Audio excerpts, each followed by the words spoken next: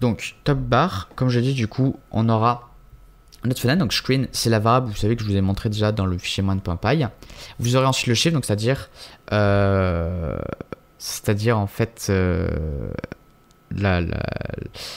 comme je l'ai dit, à quelle coordonnée Y va être dessiné notre tableau. Donc pourquoi ici je le mets, tout simplement pour savoir en fait la taille de ma fenêtre en fait, tout simplement.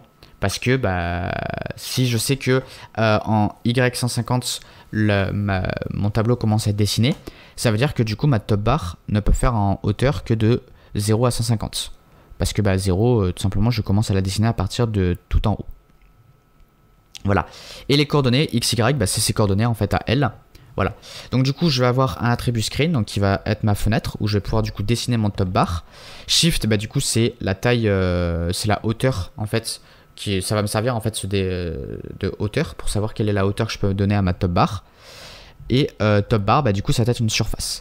Donc une pygame surface, c'est tout simplement en fait les objets qu'on peut faire et qu'on peut ensuite appliquer sur notre fenêtre, donc notre screen ici. Ok, vous pouvez pas, je sais pas comment vous faire comprendre ça, mais vous pouvez pas, vous voyez, dire ok, sur pygame, je veux que tu mettes le chiffre 4. Non, pour cela, il faut créer une surface qui va contenir un chiffre 4 et cette surface, vous allez pouvoir faire un blit, c'est-à-dire ajouter cette surface sur la fenêtre pygame. Voilà. Ensuite, donc j'ai ma surface qui fera en largeur la largeur de la fenêtre. Donc pour cela, j'utilise la méthode getWidth qui me permet de savoir la largeur de ma fenêtre. Et shift, la hauteur que je veux donner du coup à la hauteur de ma top bar. Je fais un top bar.fill, donc c'est-à-dire que je vais donner une couleur de fond à ma barre, donc à ma surface qui reprend ma top bar. Là, je vais mettre du blanc. Et ensuite, ce que je fais, c'est que je fais un blitz sur ma fenêtre. Donc je fais un self.screen.blitz. Ça, qu'est-ce que ça veut dire? Ça veut dire que je vais ajouter top bar, donc ma surface, sur la fenêtre pygame. Et je vais l'ajouter en quelles coordonnées? Les coordonnées qui sont contenues dans ce tuple, donc c'est-à-dire 0, 0. Donc ça va être à partir du haut gauche. Voilà. J'ai aussi self.x et self.y et self.best score, excusez-moi, qui va contenir mon score. Et xy, c'est ses coordonnées. En xy, voilà. Du coup ensuite ce que je vais avoir, c'est que je vais avoir une méthode drawTopBar.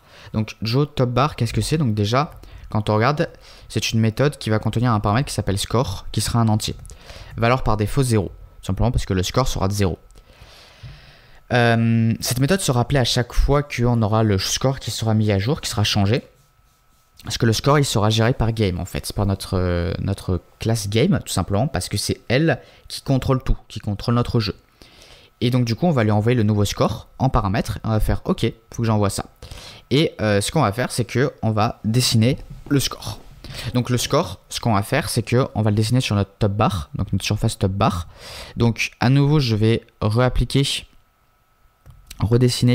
ma top bar sur ma fenêtre aux coordonnées actuelles 0, 0. J'ai utilisé des attributs, mais en vrai j'aurais pu laisser 0, 0, mais peut-être que un jour il y aura besoin de changer peut-être ça. Donc, par exemple, vous voulez pas que ce soit en 0, 0, mais que vous voulez que ce soit ailleurs. Du coup, j'y pense, mais il faudrait plutôt faire comme ceci. Donc déjà, eux, on va les déplacer, on va les créer auparavant. On va les créer par exemple ici, hop. Et ensuite, on va les utiliser ici. Self.x, self.y, comme ceci. Voilà, comme ça, moi, admettons, vous voulez pas que ce soit en 0, 0, vous voulez que ce soit, par exemple, je sais pas, en 10, 5. Voilà, je dis n'importe quoi. Vous n'aurez pas à vous amuser à tout changer. Vous aurez juste à changer les valeurs des attributs x et y. Ensuite, on va dessiner le score, donc pour revenir à top bar. Donc, le score, ça sera une nouvelle méthode qui va contenir notre score.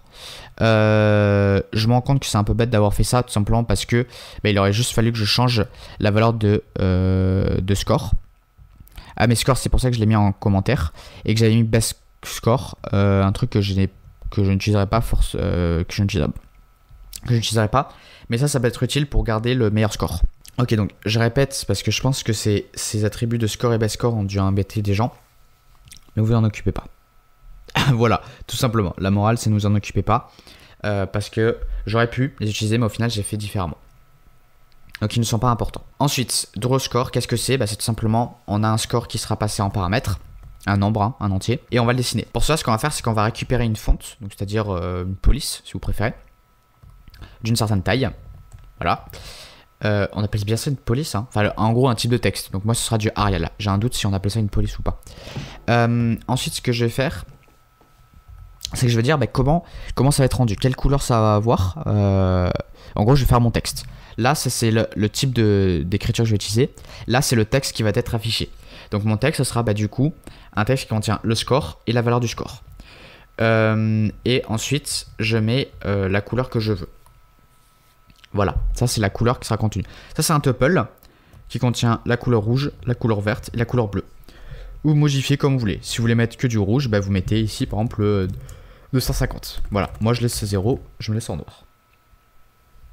Et ensuite, ce que je vais faire, c'est que je vais créer un rectangle, donc qui va être un type de surface, si vous préférez, qui va être ensuite ajouté à ma fenêtre. Ok, donc ce sera ajouté sur ma top bar, qui sera, alors ce sera pas ajouté sur ma top bar directement, mais ce sera à peu près sur les mêmes coordonnées que ma top bar, si vous voyez ce que je veux dire. C'est-à-dire que vous imaginez ma surface qui représente ma top bar, et par-dessus, je vais appliquer un rectangle qui sera une autre surface qui contiendra mon score, mon texte, si vous préférez. Voilà. Et donc là, pour faire ça, ce que je vais faire, c'est que je vais dire, ok, je veux une surface. Et pour cela, je veux en fait une surface où en fait la surface, elle sera centrée pour avoir un texte simplement qui est centré. Voilà. Donc pour que ça soit centré en fait du coup sur ma top bar. Tout simplement, ce que je vais faire, c'est que en largeur, je vais prendre du coup comment ça s'appelle, la largeur de ma fenêtre, et en hauteur, je vais prendre la hauteur de ma top bar. Voilà. Donc ça, c'est juste pour faire un petit centrage, pas non plus extravagant, mais c'est toujours un petit détail comme ça. Et ensuite, j'ai tout simplement ajouté mon texte dessus. Voilà. Donc, comment ça va fonctionner? Donc, tout d'abord, j'ai mon texte. Et ensuite, j'ai une surface où j'ai les détails en fait de là où sera mis mon texte. Donc, il sera mis sur une surface en fait qui sera sur les coordonnées que je vous ai mis ici. Le centre ici, ce sera le centre de mon rectangle. Donc, le centre de mon rectangle, il sera du coup en la largeur divisée par 2 et le shift divisé par 2. Donc, du coup, quand je vais ajouter mon texte, le milieu de mon texte, qui sera en fait du coup le milieu du rectangle, puisque le rectangle va épouser la forme de mon texte, et du coup ce sera pile aux coordonnées que j'ai mis ici dans la variable, le paramètre center. Voilà, donc ça c'est pour top bar. Maintenant on peut passer du coup à board.